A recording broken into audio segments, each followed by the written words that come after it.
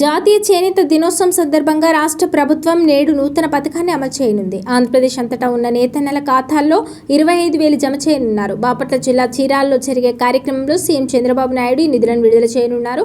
దీని ద్వారా direct benefit transfer పద్ధతిలో నేత కార్మికుల ఖాతాల్లో నగదు జమ అవుతుంది. ఈ పథకం కింద అర్హులైన చేనేత కుటుంబాలకు ఆర్థిక సాయం అందిస్తూ రాష్ట్ర వ్యాప్తంగా 71,536 మందికి సుమారు 179 కోట్లను ప్రభుత్వం విడుదల చేయనుంది. కార్మికుల వయస్సు లేదా మగ్గాల సంఖ్యతో సంబంధం లేకుండా ప్రస్తుతం నేత వృత్తిలో ఉన్న వారందరికీ సాయం అందించాలని ప్రభుత్వం మార్గదర్శకాలు జారీ చేసింది.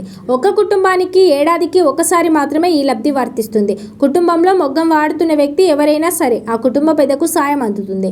గ్రామ సచివాలయ అధికారులు అర్హులను ఇప్పటికే ఎంపిక చేశారు. దీనిపై ఇటీవల సోమవారం రాష్ట్ర సచివాలయంలో జౌళి శాఖ అసిస్టెంట్ డైరెక్టర్లతో సమావేశం నిర్వహించారు. ఈ సమావేశంలో మంత్రి సవిత పాల్గొన్నారు. చేనేత కార్మికులకు గౌరవప్రదమైన జీవనం అందించడమే సీఎం చంద్రబాబు నాయుడు నేతృత్వంలోని కూటమి ప్రభుత్వ లక్ష్యమని ఆమె పేర్కొన్నారు.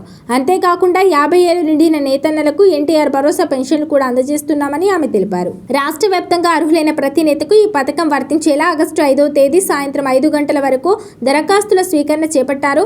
ఆగస్టు 7వ తేదీ అనగా నేటి నుంచి అర్హులైన నేతన్నల ఖాతాల్లో 25,000 జమ చేయడం ప్రారంభించనున్నారు. ఈ పథకాన్ని జాతీయ చేనేత దినోత్సవం సందర్భంగా అధికారికంగా ప్రారంభించి నేరుగా డీబీటీ ద్వారా నగదును పంపిణీ చేయనున్నారు.